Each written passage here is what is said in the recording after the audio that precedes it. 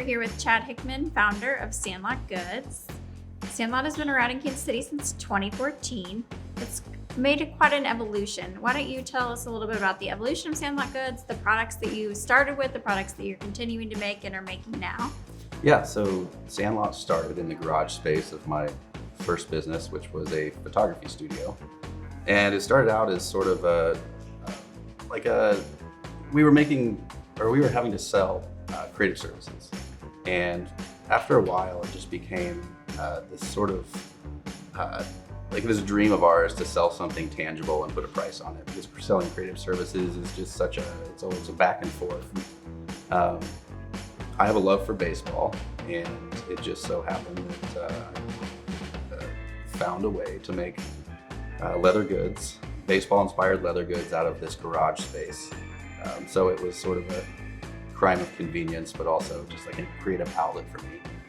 And it really took off. The first year we rode sort of the Kansas City Royals, the KC Pride initial wave.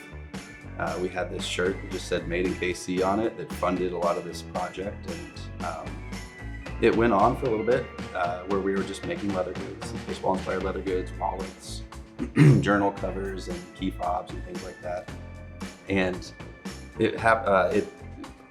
we were doing pop-up events and things like that, and Cerner, actually, some people from Cerner actually came to us and offered us this project to make 5-year anniversary gifts for every one of every one of their employees.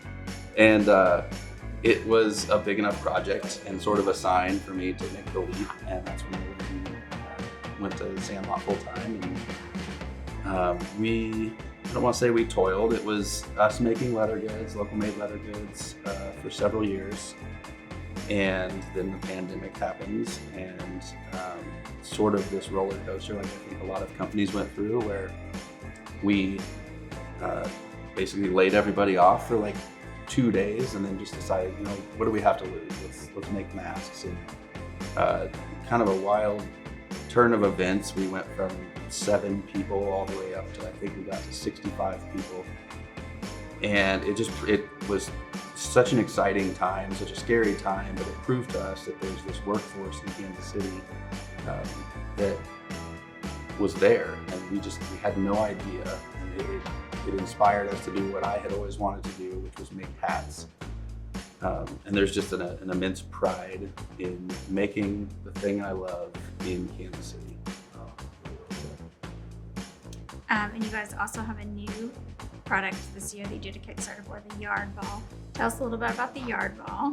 Yeah, the Yard Ball started out as, I guess you could say as a joke. It was this masking tape ball that we would chuck around the parking lot during the early days of the pandemic, as a way just to, have meetings where we weren't all right next to each other.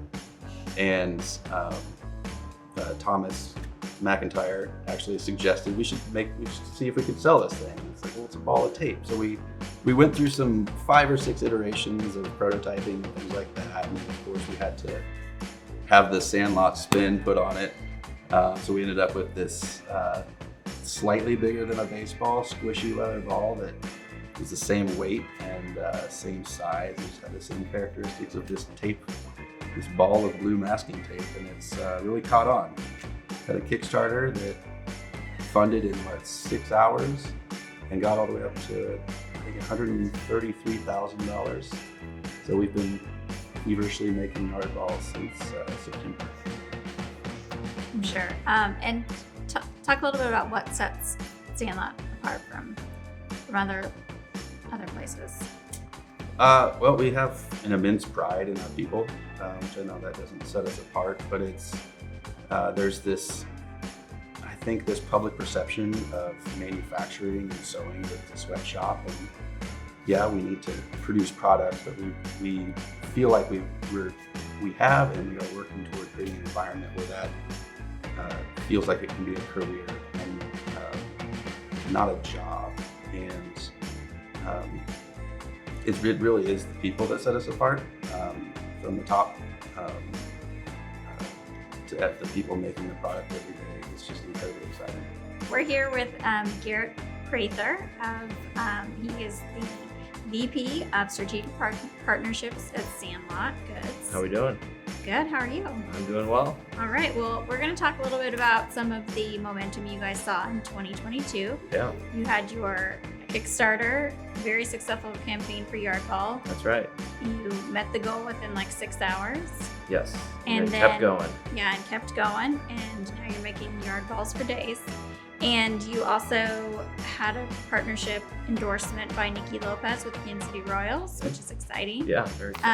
But yeah, just talk a little bit about just those things and the momentum you guys saw in 2022. Sure. Yeah, it's been, I can't believe it's already December. I only came on board in April and it's just been a whirlwind.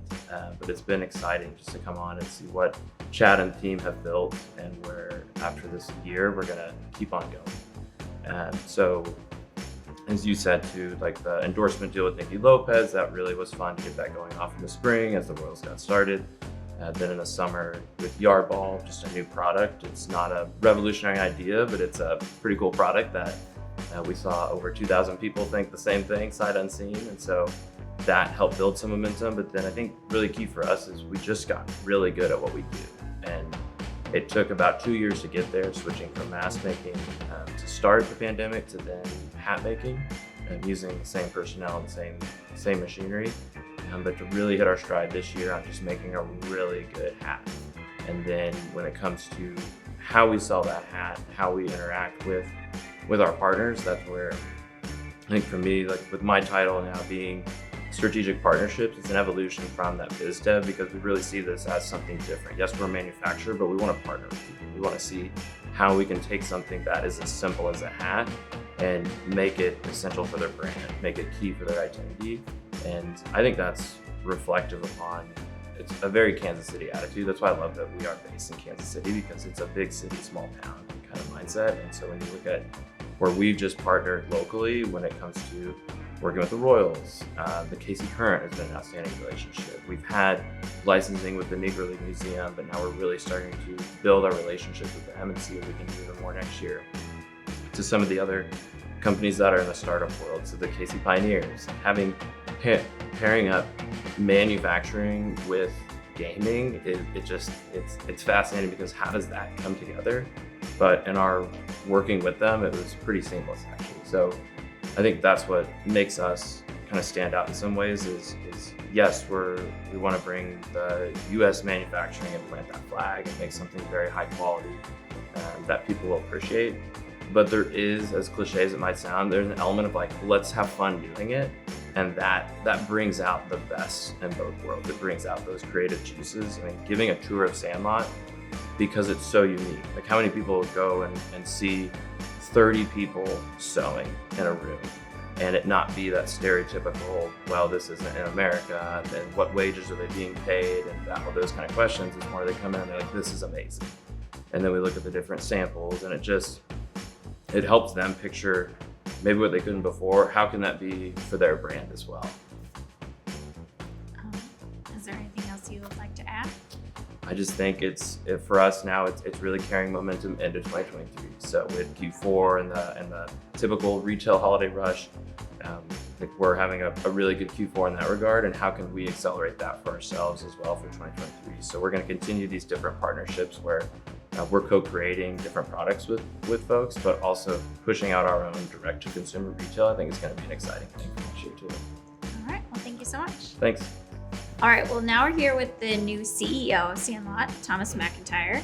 And tell us a little bit about what it's like to join the Sandlot team. Joining the Sandlot team has been really fun. It's an awesome opportunity for me. I come from an accounting background, pretty non-creative. My time at Midi Casey has been my biggest creative endeavor. Coming over to Sandlot's that full realization of sitting at a desk and seeing these ideas come off computer screens and land on people's desks that very afternoon. It's a creative environment. It's a problem-solving environment. And I just feel like I can do it. All right. And can you tell us a little bit about what we should expect from Sandlot coming up in 2023? Yes, my role at Sandlot is to make sure that as a company, we are where we want to be 5-10 years down the road. And obviously that next year is the most important part of that step for us right now. We're a manufacturing company, we're not a tech company, and so that growth looks a little bit different for us. And so what we want to see over the course of the next year is just healthy, sustainable growth. That growth is going to come from innovating on new products, letting as many people see our name and our products as we possibly can, and growing our actual manufacturing team here in Kansas City. The coolest part about Sandlot is we are already doing what we want to do as a company. We now just need to focus on doing it better and doing it in as big a way as we possibly can. Is there anything we can expect new with the yard ball in 2023?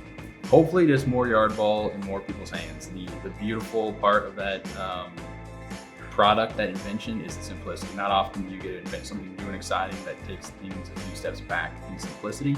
And the yard ball does that. It's simply a ball meant for throwing. Everything else we've done, everything else that is a ball you throw and play catch with is a derivative of another sport. This kind of brings all this together into one ball. So innovation with the yard ball is a bit of an oxymoron, I think, but it's getting more and more people to play and have conversations around it. It's my goal.